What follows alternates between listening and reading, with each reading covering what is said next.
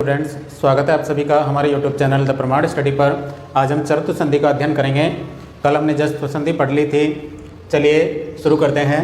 शुरू करने से पहले आप सभी से रिक्वेस्ट है कि हमारे चैनल को शेयर करें, सब्सक्राइब करें। देखो, वर्ग के पहले, दूसरे, तीसरे, चौथे वर्ण या स, श, ह के बाद यदि वर्ग के पहले, दूसरा या श वर्ण आए तो पहले, दूसरे, तीसरे, चौथे वर्ण या श, ह के स्थान पर, इसके स्थान पर पहला, दूसरा, तीसरा, चौथा वर्ण या स, ह, इनके स्थान पर उसी वर्ग का पहला वर्ण हो जाता है। देखो, वर्ग कौन कौन से हैं? क वर्ग, च वर्ग, ट वर्ग, त वर्ग और प वर्ग। ये हमारे क्या होते हैं? वर्ग होते हैं। इन्हीं पांचों वर्गों के पहला, दूसरा, तीसरा, चौथा, इनमें से कोई सा भी वर्ण आ जाए, है ना। इनमें से क्या हो? कोई सा भी वर्ण हो और किसके बाद हो? इसके बाद क्या हो? पहला, दूसरा, श, यानी पहला दूसरा वर्ण हो या श हो, इनमें से कोई सा भी वर्ण हो तो इन जो पहला, दूसरा, तीसरा, चौथा है, 1, 2, 3 और 4, ये चारों, ये सभी वर्ण दिख रहे हैं। च, छ, ज, झ, ट, ठ, ड, ढ, त, थ, द, ध, प, फ, ब, भ, यानी ये पहला, दूसरा, तीसरा, चौथा वर्ण है। इनके स्थान पर कौन सा वर्ण हो जाता है? पहला वर्ण हो जाता है। उसी वर्ग का पहला वर्ण हो जाता है। पहला वर्ण कौन सा है? क, यानी ख, ख, ग, घ आएगा, तब फिर कौन सा हो जाएगा? क हो जाएगा। च, छ, ज, झ आएगा तो च हो जाएगा। ट, ठ, ड, ढ आएगा तो ट हो जाएगा। त, थ, द, ध आएगा तो त हो जाएगा। प, फ, ब, भ आएगा तो प हो जाएगा। देखो कैसे होता है। यहाँ देखो, सद प्लस कार। देखो कौन सा वर्ण आया? द। कौन सा वर्ण है? तीसरा वर्ण है।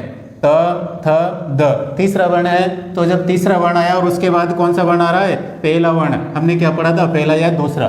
पहला वर्ण आ रहा है, तो दोनों कंडीशन हमारे यहाँ पर फुलफिल हो गई। तो इन दोनों कंडीशन फुलफिल होने के बाद ये द किस में बदल जाएगा?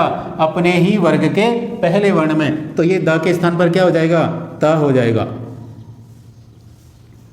क्या बन गया? सत प्लस कारः।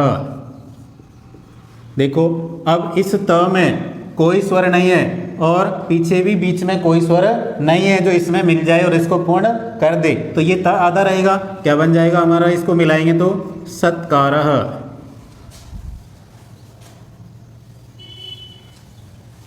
क्या बन गया? सत्कारः। अगला एग्जाम्पल देखते हैं। देखो, विपद प्लस कालः, यहाँ पर भी द है और पीछे भी पहले, दूसरे वर्ण का ये पहला वर्ण आ गया। ये द किस में बदलेगा? त में बदलेगा। देखो कैसे बदला। विपद प्लस कालः। अब ये त बिना स्वर वाला है तो आधा ही रहेगा, मिलाएंगे तो क्या बन जाएगा?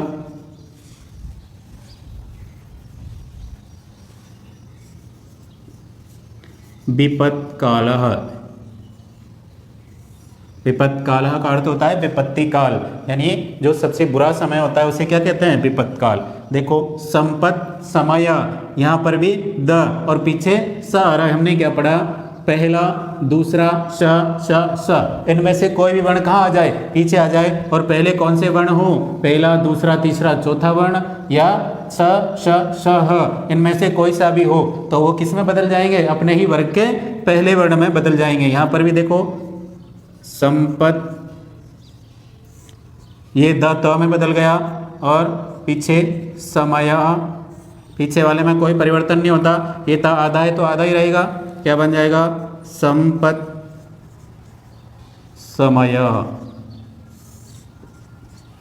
देखो, एक और उदाहरण देखते हैं। यहाँ पर क्या आया? प। यहाँ पहला वर्ण है और यहाँ पर क्या है? तीसरा वर्ण। तो ये तीसरा वर्ण आ गया। हमने क्या पढ़ा था? पहला, दूसरा वर्ण आए पीछे या स आए तो पीछे पहला वर्ण आ रहा है और यहाँ पर कौन सा आ रहा है? तीसरा वर्ण। कौन सा हो? 1, 2, 3 और 4 में से कोई सा भी हो तो यहाँ पर तीसरा वर्ण आ रहा है। तो ये तीसरा वर्ण को हम किस में बदल देंगे? पहले वर्ण में। देखो, उत प्लस पन्नः। अब इसको मिलाएंगे तो आधा ही रहेगा। क्या बन जाएगा? उत्पन्नः। अब देखो, इसमें मूल रूप से क्या बात निकल के आई कि यहाँ पर तीसरे वर्ण का पहला हो रहा है। मूल रूप से क्या हो रहा है? तीसरे का पहला। सामान्य रूप से इसका अगर कोई उदाहरण आता है जहां पर तीसरा वर्ण संधि किए हुए वर्ण में तीसरा वर्ण दे रखा हो तो उसको बिना सोचे ही किस में बदल देंगे? पहले वर्ण में बदल देंगे। यही चरतु संधि होती है। और आशा है आपको समझ में आ गया होगा। अगर आपको हमारा पढ़ाया हुआ अच्छा लगे तो हमारे चैनल को सब्सक्राइब करें।